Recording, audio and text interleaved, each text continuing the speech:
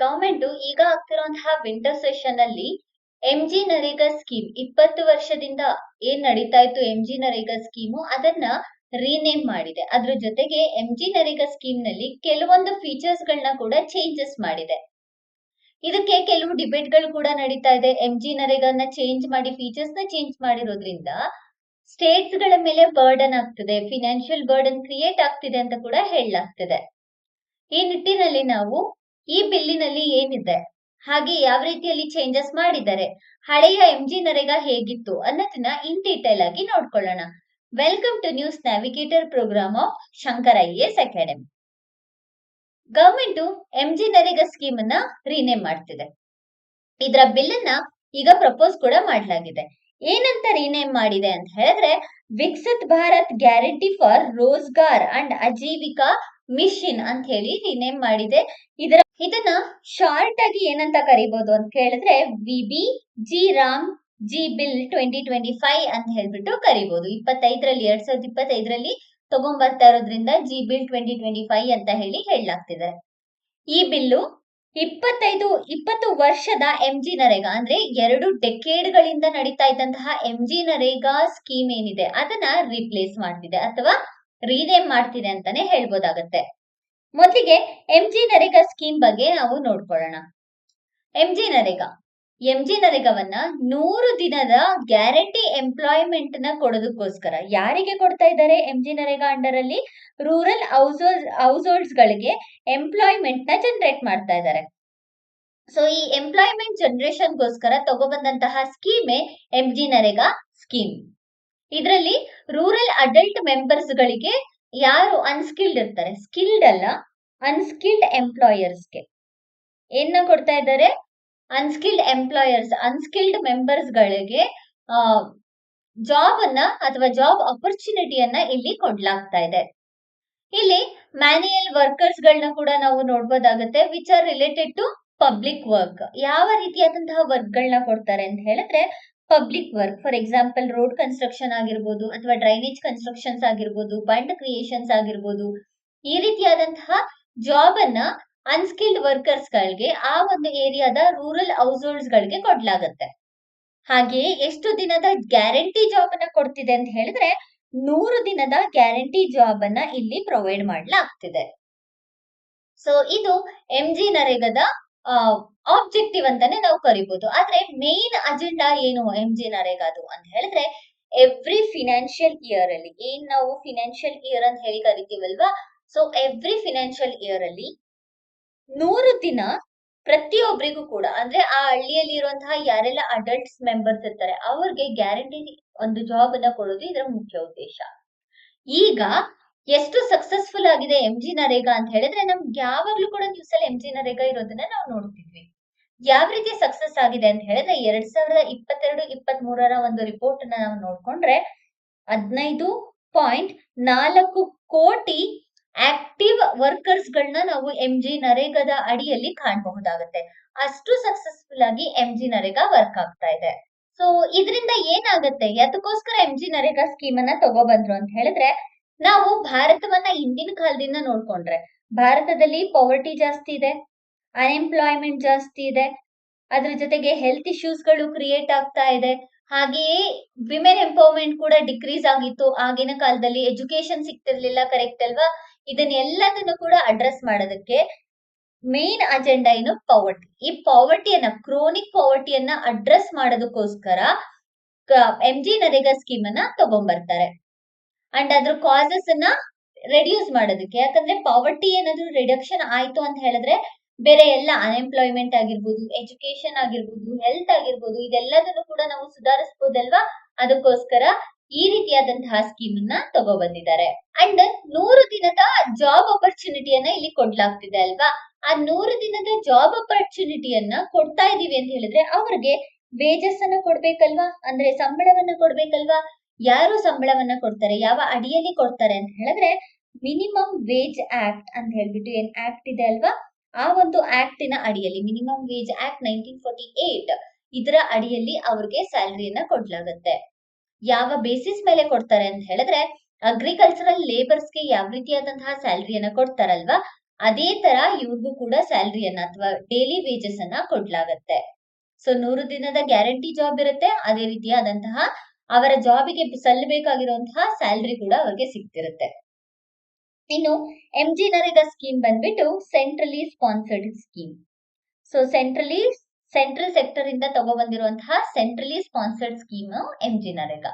ಇದರಲ್ಲಿ 60% ಅಂದ್ರೆ ಹಿಂದೆ ಏನಿತ್ತು MG ನರೇಗಾ ಅದರಲ್ಲಿ 60% of the fund central government bear ಮಾಡ್ತಾ ಇರತ್ತೆ. ಇನ್ನು ರಿಮೈನಿಂಗ್ 40% ಆಫ್ ದ ಫಂಡ್ ನ ಬಂದ್ಬಿಟ್ಟು ಸ್ಟೇಟ್ ಗವರ್ಮೆಂಟ್ಸ್ ಗಳು ಬೇರ್ ಮಾಡ್ತಿರುತ್ತವೆ. ಸೊ ಸ್ಟೇಟ್ ಫಿನಾನ್ಷಿಯಲ್ ಕೂಡ ಸಪೋರ್ಟ್ ಮಾಡ್ತಿರುತ್ತೆ, ಸೆಂಟ್ರಲ್ ಫಿನಾನ್ಷಿಯಲ್ ಕೂಡ ಸಪೋರ್ಟ್ ಮಾಡ್ತಿರುತ್ತೆ. ಜೊತೆಗೆ ವಿಮೆನ್ ಎಂಪವರ್ಮೆಂಟ್ ಗೋಸ್ಕರ, ವಿಮೆನ್ ನ ಅಪ್ಲಿಫ್ಟ್ಮೆಂಟ್ ಗೋಸ್ಕರ ಇಲ್ಲಿ 1/3 ಆಫ್ ದ ಬೆನಿಫಿಷಿಯರೀಸ್ ವಿಮೆನ್ ಇರಬೇಕು ಅಂತ ಕೂಡ ಮ್ಯಾಂಡೇಟರಿ ಇದೆ. ಸೊ ದಟ್ ಇಲ್ಲಿ ವಿಮೆನ್ ಎಂಪವರ್ಮೆಂಟ್ ಕೂಡ ಕ್ರಿಯೇಟ್ ಆಗುತ್ತೆ ರೂರಲ್ ಹೌಸ್ ಹೋಲ್ಡ್ ಅಲ್ಲಿ. ಜೊತೆಗೆ ಅವರ ಫಿನಾನ್ಷಿಯಲ್ ಬ್ಯಾಕಪ್ ಗೂ ಕೂಡ MG ನರೇಗಾ ಹೆಲ್ಪ್ ಆಗುತ್ತೆ. ಇದರಿಂದ ವಿಮೆನ್ ಎಕನಾಮಿಕ್ ಸಿಸ್ಟಮ್ ಕೂಡ ಬ್ಯಾಲೆನ್ಸ್ ಆಗುತ್ತೆ ನಮ್ಮ ಒಂದು ಎಕನಾಮಿಕ್ ಸಿಸ್ಟಮ್ ಅಲ್ಲಿ. ಈಗ ತಂದಿರುವಂತಹ VB, G, Ram and G bill, ಈಗೇನ್ ಬಿಲ್ ತಗೋ ಬಂದಿದಾರಲ್ವಾ, ಹೊಸದಾಗಿ ರಿನೇಮ್ ಮಾಡ್ತಿದಾರಲ್ವಾ, ಇಲ್ಲಿ ಏನೆಲ್ಲ ಚೇಂಜಸ್ ಮಾಡಿದ್ದಾರೆ, ಯಾವ ರೀತಿಯಾದಂತಹ ಚೇಂಜಸ್ ಅನ್ನ ಪ್ರಪೋಸಲ್ ಮಾಡಿದ್ದಾರೆ ಅಂತ ಹೇಳ್ಬಿಟ್ಟು ನೋಡೋಣ. ಮೊದಲನೇದಾಗಿ ಈ ಬಿಲ್ ಏನಿದೆ ಇದು MG ನರೇಗಾವನ್ನ ರಿನೇಮ್ ಮಾಡ್ತಾ ಇದೆ ಫಸ್ಟ್. ಸೆಕೆಂಡ್ ಒನ್ ಏನು ಅಂತ ಹೇಳಿದ್ರೆ ಇದರಲ್ಲಿ ಈ ಬಿಲ್ಲು 125 ದಿನದ ಗ್ಯಾರಂಟಿ ವರ್ಕ್ ಅನ್ನ ತಗೊಬರ್ತಿದೆ. ಹಿಂದೆ 150 ಇತ್ತಲ್ವಾ, 150 ಬಂದ್ಬಿಟ್ಟು ನಮ್ಗೆ ಕಂಪಲ್ಸರಿ ಇರ್ಲಿಲ್ಲ, 100 ಕ್ಯಾಪ್ ಸೀಲ್ ತರ. ಬಟ್ ಇಲ್ಲಿ 125 ದಿನದ ಗ್ಯಾರಂಟಿ ವರ್ಕ್ ಅನ್ನ ತಗೊಬರ್ತಾ ಇದ್ದಾರೆ. ಯಾವ್ದ್ರ ಅಡಿಯಲ್ಲಿ? ಹೊಸದಾದಂತಹ ಬಿಲ್ ಬಂದಿದೆಯಲ್ವಾ ಅದರ ಅಡಿಯಲ್ಲಿ. ಎವ್ರಿ ಫಿನಾನ್ಷಿಯಲ್ ಇಯರ್ ಅಲ್ಲಿ ಹೌಸ್ ಹೋಲ್ಡ್ಸ್ ಗಳಿಗೆ ಈ ಒಂದು ಏನು 125 ದಿನದ ಗ್ಯಾರಂಟಿ ಜಾಬ್ ಏನಿದೆ ಅದನ್ನ ಪ್ರೊವೈಡ್ ಮಾಡಲಾಗುತ್ತೆ. ಅದೇ MG ನರೇಗಾದ ಅಂಡರ್ ಅಲ್ಲಿ ಎಷ್ಟಿತ್ತು? 100 ದಿನಗಳ ಜಾಬ್ ಗ್ಯಾರಂಟಿ ಇರ್ತಿತ್ತು. 100 ದಿನದ ಜಾಬಿನ ಸೀಲಿಂಗ್ ಇತ್ತು. ಬಿಕಾಸ್ ನರೇಗಾ NREGA ಸಾಫ್ಟ್ವೇರ್ ಇದೆಯಲ್ಲ ಅದರಲ್ಲಿ ಸೀಲಿಂಗ್ ಬಂದ್ಬಿಟ್ಟು 100 ಡೇಸ್, ಅದಕ್ಕೋಸ್ಕರ 100 ದಿನದ ಗ್ಯಾರಂಟಿ ಜಾಬ್ ಇರ್ತಿತ್ತು. ಈಗ ಎಕ್ಸಿಸ್ಟಿಂಗ್ ಅಲ್ಲಿ ಇರುವಂತಹ ಸೆಕ್ಷನ್ 3 ಆಫ್ 4 ಅಂದ್ರೆ MG ನರೇಗಾದ ಅಂಡರ್ ಅಲ್ಲಿ ಇರುವಂತಹ ಸೆಕ್ಷನ್ 3 ಆಫ್ 4 ಅಲ್ಲಿ ಏನಾಗಿದೆ, MG NREGA disaster notified areas ಅಲ್ಲಿ ಮತ್ತೆ ಡ್ರಾಟ್ ಏರಿಯಾಸ್ ಅಲ್ಲಿ ಇರುವಂತಹ ಸಮಯದಲ್ಲಿ ಎಕ್ಸ್ಟ್ರಾ 50 ದಿನದ ಅಡಿಷನಲ್ ವರ್ಕ್ ನ ಅಲೋ ಮಾಡ್ಲಾಗ್ತಿದೆ. ಜೊತೆಯಲ್ಲಿ ಎಕ್ಸ್ಟ್ರಾ ಫೀಚರ್ ಏನು ಅಂತ ಹೇಳಿದ್ರೆ ಇಲ್ಲಿ MG ನರೇಗಾದಲ್ಲಿ 150 ದಿನದ ವರ್ಕ್ ನ ಶೆಡ್ಯೂಲ್ಡ್ ಟ್ರೈಬ್ಸ್ ಹೌಸ್ ಹೋಲ್ಡ್ಸ್ ಗಳಿಗೆ ಅವರ ಒಂದು ನೋಟಿಫೈಡ್ ಏರಿಯಾ ಅಥವಾ ಫಾರೆಸ್ಟ್ ಏರಿಯಾ ಏನಿದೆ ಅಲ್ಲಿ ಅಲೋ ಮಾಡ್ಲಾಗ್ತಿದೆ MG ನರೇಗಾದ ಸ್ಕೀಮ್ ನ ಅಡಿಯಲ್ಲಿ. ಬಟ್ ಈಗ ತಗೊಬಂದಿರುವಂತಹ ಬಿಲ್ಲಿನಲ್ಲಿ 155 ದಿನವನ್ನ ಸ್ಟ್ಯಾಂಡರ್ಡ್ ಸ್ಟ್ಯಾಚ್ಯುಟರಿ ಡೇಸ್ ಅಂತ ಹೇಳ್ಬಿಟ್ಟು ಫಿಕ್ಸ್ ಮಾಡಿದ್ದಾರೆ. ಸೊ 175 ದಿನ ಈಗ ಏನು ಗ್ಯಾರಂಟಿ ವರ್ಕಿನ ದಿನ ಆಗಿದೆ.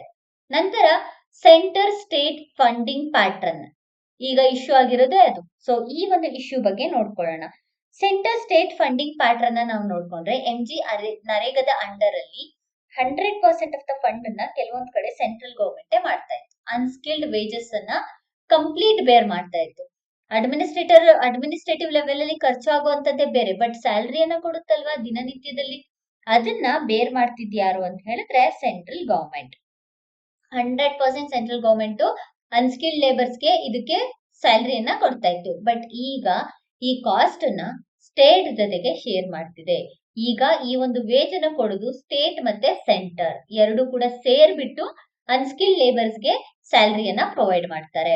ಸೊ ಈ ಪ್ಯಾಟರ್ನ್ ಹೇಗೆ ಡಿಸ್ಟ್ರಿಬ್ಯೂಟ್ ಆಗಿದೆ ಅಂತ ಹೇಳಿದ್ರೆ 100% ಫಂಡ್ ಅನ್ನ ಎಲ್ಲಿ ಪ್ರೊವೈಡ್ ಮಾಡ್ತಾರೆ ಅಂತ ಹೇಳಿದ್ರೆ ಯೂನಿಯನ್ ಟೆರಿಟರಿ ವಿತೌಟ್ ಲೆಜಿಸ್ಲೇಚರ್. ಯಾವೆಲ್ಲ ಯೂನಿಯನ್ ಟೆರಿಟರೀಸ್ ಗಳು ವಿತೌಟ್ ಲೆಜಿಸ್ಲೇಚರ್ಸ್ ಇದೆ ಅಲ್ವಾ ಅಲ್ಲಿ ಪ್ರೊವೈಡ್ ಮಾಡ್ತಾರೆ. ಫಸ್ಟ್ ಒನ್ ಅಂದ್ರೆ 100% ಸೆಂಟ್ರಲ್ ಗವರ್ಮೆಂಟ್ ಪ್ರೊವೈಡ್ ಮಾಡುತ್ತೆ. ಸೆಕೆಂಡ್ನೇದಾಗಿ other union territories and state with legislatures ಇರುವಂತಹ ಸ್ಟೇಟ್ಸ್ ಮತ್ತೆ ಯೂನಿಯನ್ ಟೆರಿಟರಿಯಲ್ಲಿ 60% central government and 40% state government ಗಳು ಬೇರ್ ಮಾಡ್ತಿವೆ ಅಂದ್ರೆ ಡಿವೈಡ್ ಮಾಡ್ತವೆ. ನೆಕ್ಸ್ಟ್ ನಂತರ north eastern region Himalayan states ಹಾಗೂ ಯೂನಿಯನ್ ಟೆರಿಟರಿ ವಿತ್ ಲೆಜಿಸ್ಲೇಚರ್ಸ್ ಅಲ್ಲಿ 90-10 ಅಂದ್ರೆ ಜಮ್ಮು ಅಂಡ್ ಕಾಶ್ಮೀರ್ ಬರುತ್ತೆ. ಹಾಗೆ ಬೇರೆ ಸ್ಟೇಟ್ಸ್ ಆಗಿರುವಂತಹ ಹಿಮಾಚಲ್ ಪ್ರದೇಶ ಕೂಡ ಬರುತ್ತೆ, ಹಿಮಾಲಯನ್ ರೀಜನ್ ಅಲ್ಲಿ ಬರುವಂತಹ ಸ್ಟೇಟ್ಸ್ ಆಗಿರುವಂತಹ ಉತ್ತರಾಖಂಡ್ ಕೂಡ ಬರುತ್ತೆ, ಯೂನಿಯನ್ ಟೆರಿಟರಿ. ಇದೆಲ್ಲ ಸೇರಿಸ್ಬಿಟ್ಟು ಇವೇನು ಯಾವ ತರ ಇದೆ ಅಂತ ಹೇಳಿದ್ರೆ 90 and 10 ಅಂದ್ರೆ 90% ಸೆಂಟ್ರಲ್ ಗವರ್ಮೆಂಟ್ ಬೇರ್ ಮಾಡುತ್ತೆ, ಇನ್ನ 10% ಬಂದ್ಬಿಟ್ಟು ಸ್ಟೇಟ್ ಗವರ್ಮೆಂಟ್ ಬೇರ್ ಮಾಡುತ್ತೆ. ಹೀಗೆ ಡೈಲಿ ವೇಜಸ್ ಅನ್ನ ಅನ್ಸ್ಕಿಲ್ಡ್ ಲೇಬರ್ಸ್ ಗೆ ಕೊಡ್ತಿರುವಂತಹ ವೇಜಸ್ ಅನ್ನ ಸೆಂಟ್ರಲ್ ಹಾಗೂ ಸ್ಟೇಟ್ ಗವರ್ಮೆಂಟ್ ಡಿವೈಡ್ ಮಾಡ್ತಾ ಇದೆ. So it is nothing but ಇದರಿಂದ ಸ್ಟೇಟ್ ಮೇಲೆ ಫಿನಾನ್ಷಿಯಲ್ ರೆಸ್ಪಾನ್ಸಿಬಿಲಿಟಿ ಜಾಸ್ತಿ ಆಗ್ತಾ ಇದೆ ಅಂತಾನೆ ಹೇಳ್ಬೋದಾಗುತ್ತೆ. ಫಿಸ್ಕಲ್ ರೆಸ್ಪಾನ್ಸಿಬಿಲಿಟಿ ಜಾಸ್ತಿ ಆಗ್ತಿದೆ, ಫಿನಾನ್ಷಿಯಲ್ ಬರ್ಡನ್ ಕ್ರಿಯೇಟ್ ಆಗ್ತಿದೆ ಅಂತ ಹೇಳ್ತಾ ಇದ್ದಾರೆ.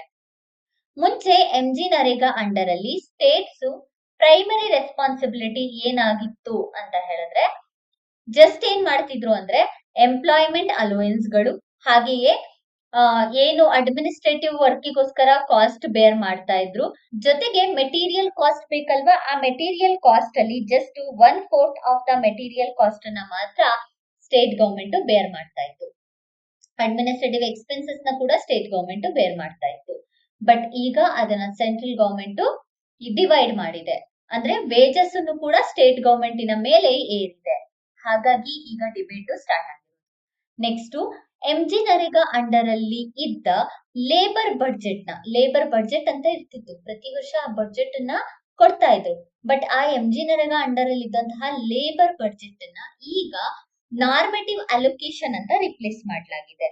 ಸೊ ನಾರ್ಮೇಟಿವ್ ಅಲೋಕೇಶನ್ ಇದು ಇಂಪಾರ್ಟೆಂಟ್, ಎಕ್ಸಾಮ್ ಅಲ್ಲಿ ಕೇಳುವಂತಹ ಚಾನ್ಸಸ್ ಇರುತ್ತೆ.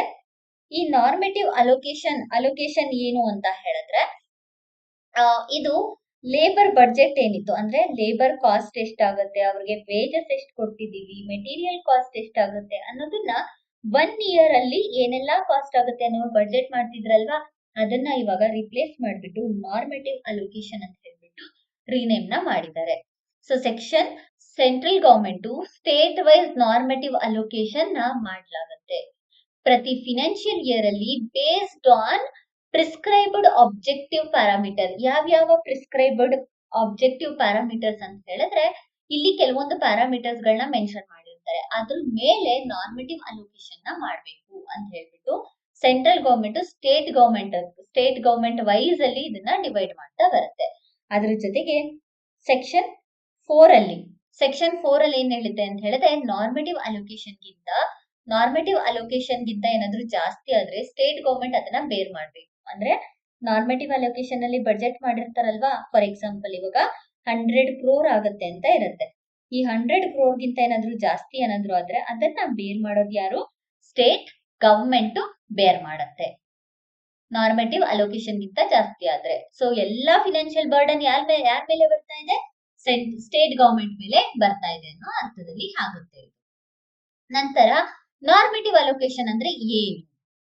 ನಾರ್ಮೇಟಿವ್ ಅಲೋಕೇಶನ್ ಅಂತ ಹೇಳಿದ್ರೆ central fund allocation to a state, central government state ಗೆ ಅಲೋಕೇಟ್ ಮಾಡುತ್ತಲ್ವಾ, ಅದನ್ನ ನಾರ್ಮೇಟಿವ್ ಅಲೋಕೇಶನ್ ಅಂತ ಹೇಳಿ ಕರೀತಾರೆ. ಈಗ ಮುಂಚೆ ಇದ್ದಂತಹ ಲೇಬರ್ ಬಡ್ಜೆಟ್ ಅನ್ನ ನಾರ್ಮೇಟಿವ್ ಅಲೋಕೇಶನ್ ಗೆ ತರಲಾಗಿದೆ. ಲೇಬರ್ ಬಡ್ಜೆಟ್ ಅಲ್ಲಿ ಸ್ಟೇಟ್ಸ್ ಆಗ್ಲೇ ಹೇಳಿದೆ ಆನ್ಯುಯಲ್ ವರ್ಕ್ ಪ್ಲಾನ್ಸ್ ಗಳನ್ನ ಮಾಡ್ತಿತ್ತು, ಲೇಬರ್ ಬಡ್ಜೆಟ್ ಅನ್ನ ಸಬ್ಮಿಟ್ ಮಾಡ್ಬೇಕಿತ್ತು ಯಾವ್ದ್ರೊಳಗಡೆ Jan 31 ಒಳಗಡೆ. ಈಗ ಅದನ್ನ ನಾರ್ಮೇಟಿವ್ ಅಲೋಕೇಶನ್ ಅಂತ ಕರೀತೀವಿ. ನೆಕ್ಸ್ಟ್ ಈ ಒಂದು ಬಿಲ್ ನಲ್ಲಿ ಪೀಕ್ ಅಗ್ರಿಕಲ್ಚರಲ್ ಸೀಸನ್ಸ್ ಬರುತ್ತಲ್ವಾ, ಸೊ ಈ ಅಗ್ರಿಕಲ್ಚರಲ್ ಸೀಸನ್ ಅಲ್ಲಿ ಏನ್ ಮಾಡ್ತಾರೆ ಅಂತ ಹೇಳಿದ್ರೆ ಆಗ ವರ್ಕರ್ಸ್ ಗಳು ಸಿಗೋದಿಲ್ಲ. ವರ್ಕರ್ಸ್ ಗಳು ಸಿಕ್ಕದಲ್ಲೇ ಇದ್ದಾಗ, ಯಾಕೆ ಪೀಕ್ ಅಗ್ರಿಕಲ್ಚರಲ್ ಸೀಸನ್ಸ್ ಆಗಿರೋದ್ರಿಂದ ಅಗ್ರಿಕಲ್ಚರಲ್ ಆಕ್ಟಿವಿಟೀಸ್ ಮಾಡ್ಲಿಕ್ಕೆ ಅವ್ರ ಹೌಸ್ ಹೋಲ್ಡ್ಸ್ ಗಳ ಅವಶ್ಯಕತೆ ಇರುತ್ತೆ. ಅದಕ್ಕೋಸ್ಕರ ಪೀಕ್ ಅಗ್ರಿಕಲ್ಚರಲ್ ಸೀಸನ್ ಅಲ್ಲಿ ಸೆಕ್ಷನ್ 6ರ ಅಡಿಯಲ್ಲಿ no work commencement or executing during notified peak agricultural season ಅಂತ ಹೇಳ್ಬಿಟ್ಟು ಹೇಳಲಾಗಿದೆ ಸೆಕ್ಷನ್ 6 ಸಬ್ ಕ್ಲಾಸ್ 1 ನ ಅಡಿಯಲ್ಲಿ. ಅದೇ ರೀತಿಯಲ್ಲಿ ಸೆಕ್ಷನ್ 6 ಸಬ್ ಕ್ಲಾಸ್ 2 ನ ಅಡಿಯಲ್ಲಿ ಸ್ಟೇಟ್ ಏನ್ ಮಾಡಿದೆ, 60 ದಿನ ಸಾಯಿಂಗ್ ಹಾಗೆ ಹಾರ್ವೆಸ್ಟಿಂಗ್ ಪೀರಿಯಡ್ ಅಂತ ಹೇಳ್ಬಿಟ್ಟು ನೋಟಿಫೈ ನ ಮಾಡ್ಬೇಕು. ಆ 60 ದಿನಗಳ ಕಾಲ ಯಾವುದೇ ರೀತಿಯಾದಂತಹ ವರ್ಕ್ ನ ಮಾಡೋ ಹಾಗಿಲ್ಲ ಅಂತ ಹೇಳ್ಬಿಟ್ಟು ಹೇಳಿದೆ. ಸೊ ಇದು ಡಿಸ್ಟ್ರಿಕ್ಟ್, ಬ್ಲಾಕ್, ಗ್ರಾಮ ಪಂಚಾಯತ್ ಈ 3 ಲೆವೆಲ್ ಅಲ್ಲಿ ಕೂಡ ಆಗ್ಬೇಕು. ಆಗ್ರೋ ಕ್ಲೈಮೆಟಿಕ್ ಝೋನ್ಸ್ ಹಾಗೆ ಲೋಕಲ್ ಕ್ರಾಪಿಂಗ್ ಪ್ಯಾಟರ್ನ್ ಮೇಲೆ ಇದು ಡಿಪೆಂಡ್ ಆಗಿರುತ್ತೆ ಡಿವೈಡ್ ಮಾಡೋದು ಅಂತ ಕೂಡ ಸೆಕ್ಷನ್ 6 ಸಬ್ ಕ್ಲಾಸ್ 2 ಅಲ್ಲಿ ಹೇಳಲಾಗ್ತಿದೆ. ನೆಕ್ಸ್ಟ್ ಬಂದ್ಬಿಟ್ಟು ಪ್ಲಾನಿಂಗ್ ಅಂಡ್ ಎಕ್ಸಿಕ್ಯೂಷನ್. ಯಾರಿಗಿರುತ್ತೆ? ಈ ಪ್ಲಾನಿಂಗ್ ಅಂಡ್ ಎಕ್ಸಿಕ್ಯೂಷನ್ ಈ ಒಂದು ಸಾಯಿಂಗ್ ಪೀರಿಯಡ್ ಅಲ್ಲಿ ಅಥವಾ ಹಾರ್ವೆಸ್ಟಿಂಗ್ ಪೀರಿಯಡ್ ಅಲ್ಲಿ ಪಾಸ್ ಆಗ್ಬೇಕು. ಅದ್ರ ಮೇಲೆ ಗಮನ ಇಡಬೇಕು. ಬಿಕಾಸ್ ಎಲ್ಲಾ ವರ್ಕ್ಸ್ ಕೂಡ ಈ ಪೀರಿಯಡಿನ ಹೊರ್ಗಡೆ ಪ್ಲಾನ್ ಮಾಡೋಂಗಿಲ್ಲ. ಅದಕ್ಕೋಸ್ಕರ ಏನ್ ಮಾಡಿದ್ದಾರೆ ಅಂತ ಹೇಳಿದ್ರೆ ಇದಕ್ಕೆ ಲೀಗಲ್ ಆಕ್ಷನ್ಸ್ ನ ತಗೊಳ್ತೀವಿ ಅಂತ ಕೂಡ ಅನೌನ್ಸ್ ಮಾಡಿದ್ದಾರೆ. ನೆಕ್ಸ್ಟ್ ಎಲ್ಲಾ ವರ್ಕ್ಸ್ ಗಳು ಕೂಡ ವಿಕಸಿತ್ ಗ್ರಾಮ ಪಂಚಾಯತ್ ಪ್ಲಾನ್ಸ್ ಅಡಿಯಲ್ಲಿ ಬರಬೇಕು. ವಿಕಸಿತ್ ಗ್ರಾಮ ಪಂಚಾಯತ್ ಪ್ಲಾನ್ ನ ಅಡಿಯಲ್ಲಿ ಬರ್ಬೇಕಾಗತ್ತೆ. ಸೊ ಇದು ಬಾಟಮ್ ಅಪ್ ಅಪ್ರೋಚ್ ಅಂತಾನೆ ಕರಿಬಹುದು. Because gram panchayat block level, district level ಮತ್ತೆ ಸ್ಟೇಟ್ ಲೆವೆಲ್ ಹೀಗೆ ಹೋಗುತ್ತಲ್ವಾ, ಅದಕ್ಕೆ ಇದನ್ನ ಬಾಟಮ್ ಅಪ್ ಅಪ್ರೋಚ್ ಅಂತ ಹೇಳ್ಬಿಟ್ಟು ಕರಿತೀವಿ. ಸೊ ಈ ಒಂದು ಅಪ್ರೋಚ್ ಏನಿದೆ ಅದು ವಿಕಸಿತ್ ಗ್ರಾಮ ಪಂಚಾಯತ್ ಅಪ್ರೋಚ್ ನ ಅಡಿಯಲ್ಲಿ ಹೋಗ್ಬೇಕಂತ ಹೇಳ್ಬಿಟ್ಟು ಹೇಳಿದ್ದಾರೆ. Next Viksit Bharat national rural infrastructure stack ಜೊತೆ ಅಲೈನ್ ಆಗ್ಬೇಕು. ಏನಿದು Viksit Bharat national rural infrastructure stack ಅಂದೇನು ಅಂತ ಹೇಳಿದ್ರೆ ಇದರಲ್ಲಿ ಒಟ್ಟು 4 ಏರಿಯಾವನ್ನ ಅಥವಾ 4 ಥಿಮ್ಯಾಟಿಕ್ ಡೊಮೈನ್ಸ್ ಗಳನ್ನ ತಗೊಬಂದಿದ್ದಾರೆ. ಯಾವ್ದು ಥಿಮ್ಯಾಟಿಕ್ ಡೊಮೈನ್ಸ್ ಅಂದ್ರೆ ನಮ್ಗೆ ಒಂದು ರೂರಲ್ ಏರಿಯಾದಲ್ಲಿ ಯಾವ್ದೆಲ್ಲ ಬೇಕು ಇಂಪಾರ್ಟೆಂಟ್ ಅದ್ರ ಮೇಲೆ ಫೋಕಸ್ ಮಾಡಿದ್ದಾರೆ. ಮೊದಲನೇದಾಗಿ water security, water related works ಗಳು.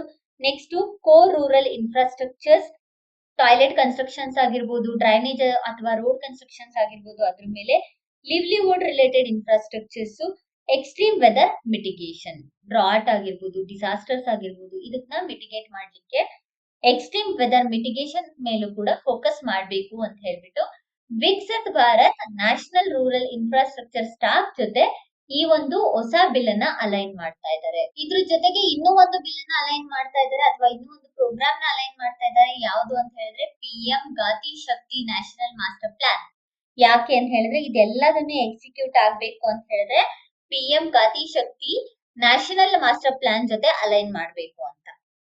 ಸೊ ವೈ ದಿಸ್ ಚೇಂಜಸ್, ಯಾಕೆ ಬೇಕಿತ್ತು ಈಗ ತಂದಿರುವಂತಹ ಚೇಂಜಸ್ ಅಂತ ಹೇಳಿ ನೋಡೋಣ. ಮೊದಲನೇದಾಗಿ MG ನರೇಗಾ ಸ್ಕೀಮ್ ಅನ್ನ ತಗೊಬಂದಿದ್ದು 2005ರಲ್ಲಿ. 2005ರಲ್ಲಿ ತಂದಿದ್ದು. ಈಗ ರೂರಲ್ ಏರಿಯಾಸ್ ರಿಯಾಲಿಟೀಸ್ ಗಳು ಚೇಂಜ್ ಆಗಿದೆ. ಅದಕ್ಕೆ ಬೇಕಾಗಿರುವಂತಹ ರಿಫ್ಲೆಕ್ಟ್ ನ ಇವಾಗ ಮಾಡ್ಬೇಕು. ಅದನ್ನ MG ನರೇಗಾ ಮಾಡ್ತಿಲ್ಲ. ಎರಡನೇದಾಗಿ digital divide, digital access expansion ಆಗಿರ್ಬೋದು ಅಥವಾ ಪವರ್ಟಿ ಡಿಕ್ಲೈನ್, ಇದೆರಡು ಕೂಡ ಆಗಿರಬಹುದು. ಬಟ್ ಬಿಲ್ ಸ್ಟ್ರಕ್ಚರಲ್ ಇಶ್ಯೂಸ್ ಗಳನ್ನ ಫೋಕಸ್ ಮಾಡ್ತಾ ಇದೆ. Structural issues like fund misuse ಆಗ್ತಿದೆ, ವೀಕ್ ಮಾನಿಟರಿಂಗ್ ಸಿಸ್ಟಮ್ಸ್ ಇದೆ, ಲೋ ಕ್ವಾಲಿಟಿ ಅಸೆಟ್ಸ್ ಗಳನ್ನ ಕ್ರಿಯೇಟ್ ಮಾಡ್ತಿದೆ. ಇದೆಲ್ಲದನ್ನು ಕೂಡ ಫೋಕಸ್ ಮಾಡೋದಕ್ಕೆ ಇದು ತಗೊಬಂದಿರೋದು. ಮೂರನೇದಾಗಿ 2024-25ರಲ್ಲಿ 193.67 ಕೋಟಿ ರೂಪಾಯಿಗಳನ್ನ ಖರ್ಚು ಮಾಡಲಾಗಿತ್ತು. ಬಟ್ ಎಷ್ಟು ಜನ ವರ್ಕರ್ಸ್ಗೆ? Just 7.61% of the household ಅಷ್ಟೇ 100 ದಿನಗಳ ಕಾಲ ಕೆಲಸವನ್ನ ಕಂಪ್ಲೀಟ್ ಮಾಡಿದ್ದಾರೆ. ಬಟ್ ನಾವು ಖರ್ಚು ಮಾಡಿರೋದು ಎಷ್ಟು? 193.67 ಕೋಟಿ ರೂಗಳನ್ನ ಇದರಲ್ಲಿ ಖರ್ಚು ಮಾಡಿದೀವಿ. ಈ ರೀತಿಯ ಫಂಡ್ ನ ವೇಸ್ಟ್ ಆಗ್ತಿರೋದನ್ನ ಕಂಟ್ರೋಲ್ ಮಾಡೋದಕ್ಕೆ ಇಲ್ಲಿ ನಾವು ಹೊಸ ಬಿಲ್ ಅನ್ನ ತರ್ತಾ ಇದ್ದೀವಿ.